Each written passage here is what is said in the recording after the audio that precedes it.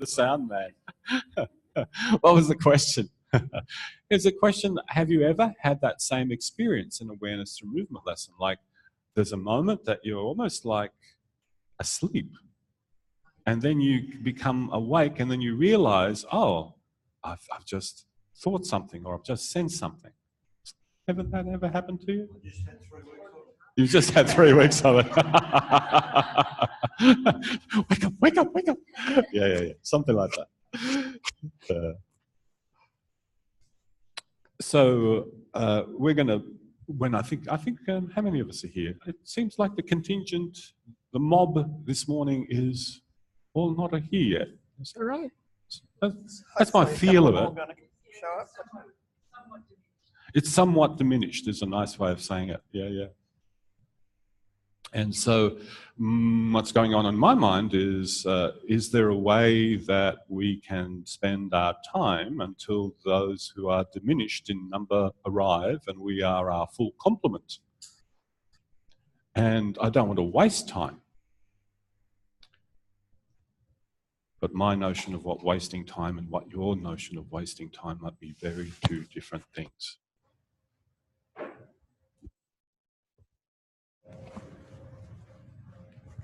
Soren, yeah. And Jenny, I don't know if you would be happy to take up this invitation, but I did ask Susan last week when she talked about taking Feldenkrais back into your life. Yep. And she spoke a little bit about that and invited the two of you, but I don't know if you would be interested in, and I don't know if others would be interested in you just saying a little bit about that. Yeah, sure. While we're waiting. Would that be of interest and use to you? Okay. Well, I've got the microphone on, so I'll start. If that's okay? Yeah, that's right. That's a very interesting question, because when you say take it into your life, my mind goes immediately blank. No, but I'm actually trying to tell you the truth. My mind goes immediately blank. Because the big L word is a big word, and then I try to gather an answer that covers the whole thing, and then I just walk. Does that make sense? Walk. So then I have to take a breath and reflect. So let's start off where I am right now, rather than going for the big picture. I have a problem that is plaguing me. It's called this right hip. And so, if you like, for the last 2 years, in the movement sense of this method, yeah, using the awareness to improve the movement functioning so that I can get on with things, it's been very prominent. And everything that I've ever espoused to anybody about don't focus in on the problem, this is like a black hole. You know, black holes have that dense gravity to them and they suck everything in. Well, this is a sucker in of awareness. This wants to suck all the awareness right into there. And then there's a mental decision on my part to not allow that to happen as often as it does. So that means a lot of mucking around up here in the chest, a lot of easing of emotions and anxiety, because in a funny kind of a way, and I know this is a strong word, it's an insult to myself. This is an insult. Yeah? I feel like I'm being slapped around. So there's lessons that I do to deal with that.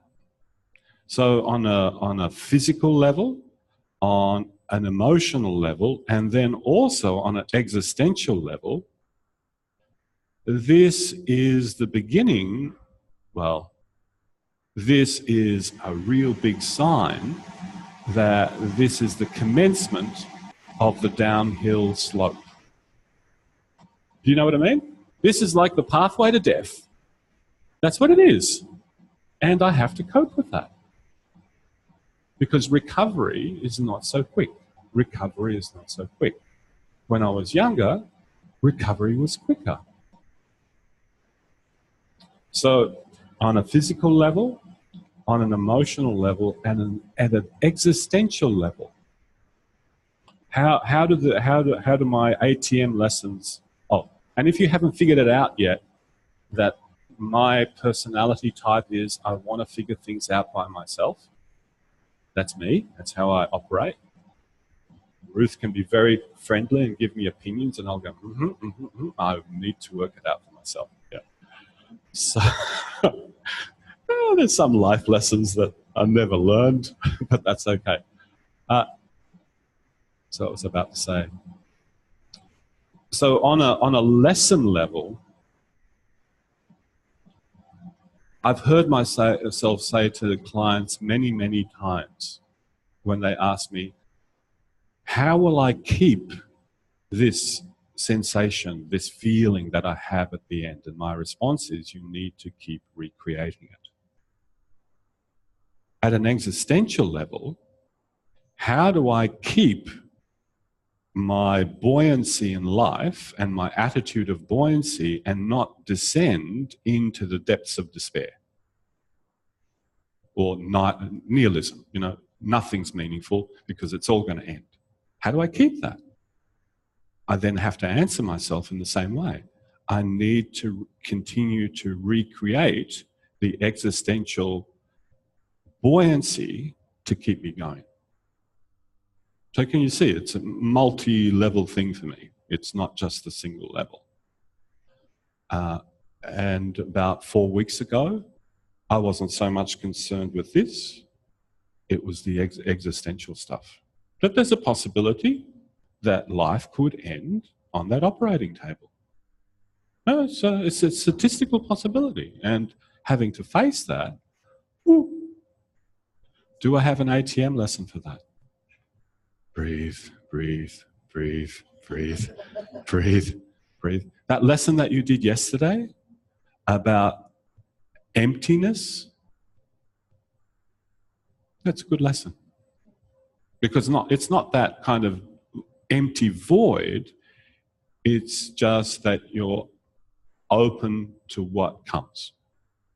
How many of you got that sense of that lesson yesterday? You're open to what comes. Yeah. So probably that's enough for me, because that's what's most immediate and that's what stands out. So do either one of you want to? Yeah. This will do. So likewise, I've noticed that I do some things differently, both at the physical level and at the more kind of cognitive or emotional level. I've caught myself saying to people, what I think we learn out of doing awareness through movement in terms of dealing with our physical condition is how to wriggle differently. I still catch myself when I've been sitting at the computer kind of stretching and, you know, trying to argue with the tension that's built up in my body. And then the little bit of awareness kind of seeps through and I think, that's not going to work again. And so sometimes I can bring a little more patience with myself and a little more attention to actually explore a movement slowly, knowing that if I can play around with that for a couple of minutes, things will change and I will be able to kind of let go some of the collected garbage that's accumulated in the system, or find some kind of ease or comfort or, you know, nicer sort of movement. So, yeah, making my, you know, wriggling and twitching more efficient is is one of the things that I've acquired. The other time I kind of notice the method in other activities is in handling challenging situations. And I can think of one example where I was chairing an international meeting that had gone on for several days. People were exhausted. The issue was highly emotive. and we were kind of running out of time. And it really felt like everything was tight and pulling in opposite directions, but it was a system that existed for that moment. And so to be able to think about, if I find myself where the muscles are co-contracted and everything's tight and tense, how would I handle that situation in a physical body? What clues does that give me for handling it in this organisation of people? And so the idea of, let's go just a little bit that way, enough that it doesn't disrupt or destabilise things, and a little bit that way, and a little bit that way, and a little bit that way, until we start to loosen up the system, loosen up the communication, expand the ideas and the perspectives in order to be able to kind of share the space and have a conversation. Sometimes I also, as Zoran was talking about, recognise an emotional state that is not particularly serving me at the time. And I do have some clues as to, rather than, how can I rationalise this or rethink it or change my emotional state, how can I reorganise my physical state that elicits an emotional organisation that serves me a bit better? Do I need to take a breath? Do I need to let go of my belly? Do I need to unbrace my knees? Do I need to find my connection with the ground? That then changes what's happening in my emotional and mental state. And for me, I think both Zoran and Jenny have covered quite a lot of points, but I started Feldenkrais basically for myself because I had a lot of physical and not emotional issues, but body image issues. And I think the main thing, or one of the big things with Feldenkrais, it gave me inspiration, and that idea that one can learn to be potent. And I most likely was a bit of a square peg in a round hole. And it was wonderful that I realised that I could live my life how I wanted to. I didn't have to conform in ways that maybe were implicit in society. So I guess that's an overall bigger picture. And knowing that even now, I'll come into the training and there's more to learn, and doing the ATMs, I'm still changing my organisation, both physically, but also with, as Jenny was saying, with that physical change, then that builds my self-image so I can approach things possibly in a different way or changes my presence. So I think there's a lot of self-use and expansion in it. And given that, I'm relatively disciplined because I know Feldenkrais makes me feel good. So I'll try and do some Feldenkrais on a daily basis. And if I don't do a whole lesson, I can feel myself physically going back into my old patterns.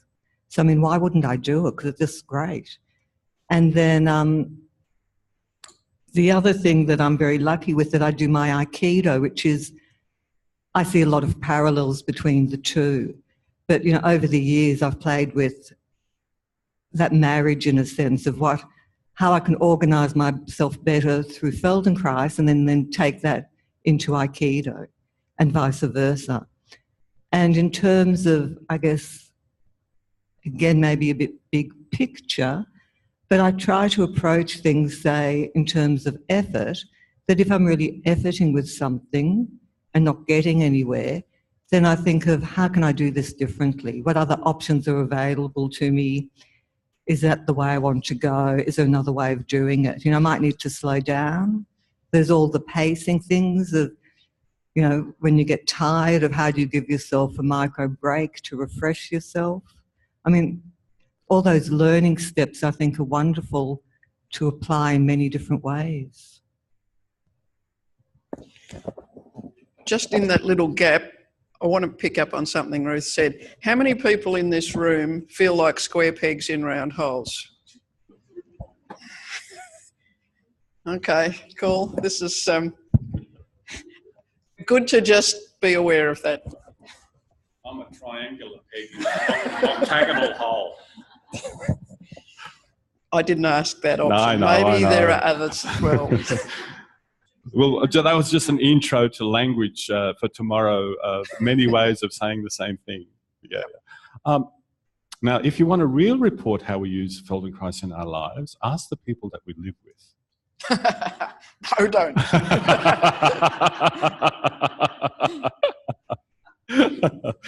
Yeah. And you'll get a very interesting response. Yeah.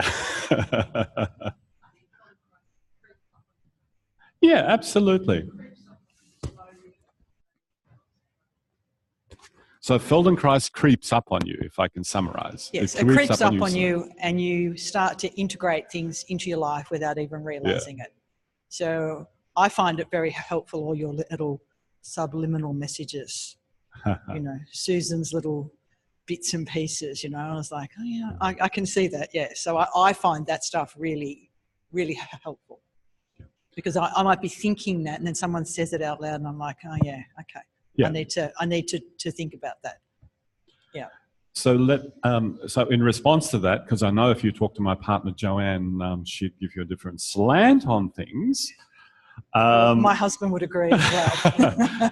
So let me say it like this: some of those things that I talked about are works in progress, and nevertheless, they're still aspirations. I really strongly aspire to going in that path along that line. And of course, what people observe from the outside is where you are along that path. But like Jenny was saying yesterday with a rocket or a target, you have a target. I know what my target is. So everything that I said to you is about my target and what I would aspire to. And then I make course corrections. I call that the end game. Yeah, it's the end game. The end game in mind might be big picture. Big picture? Big picture end game. But hey, are you from Sicily or where? Where are you from? But I can't talk with the hands. I've got the end game in mind, but I weave, and I think people find that a bit frustrating sometimes because as you learn, you change your opinion in your mind about things. And you know, I live with somebody that when you make up your mind about something, that's it. There's no deviation from that. So you know, he's finding that very, very unnerving. I think. Yeah. Okay. I found what Jenny said yesterday about sailing, because I've done a bit, really interesting, because you plot your course and then you tack, but that changes how you're approaching the waves. And so you don't, that brings all the things that we meet in our daily lives into play, because in doing that tacking, you're changing the opposition to where you're going, or, you know, all of that. And so you do, it's the same thing as we've all been saying, but it really gelled with me. And I know that our partners see it differently. But I'm finding that really interesting. I know. But it's really interesting just to think about it and realise we are able to have so many different options in the way we go, and we can think, oh, right, better adjust that a bit, and so on. Anyone want this? Down the track, not today, not this week, but somewhere down the end, we need to discuss this in more depth.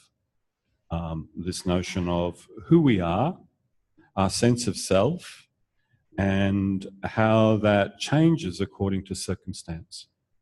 Yep, because that's a big, that's not a 1 hour, that's a progressive discussion. Yep. I think it looks like we have a bigger complement, or am I just imagining it? Yep, okay. So are you ready to rock and roll? Get your air guitar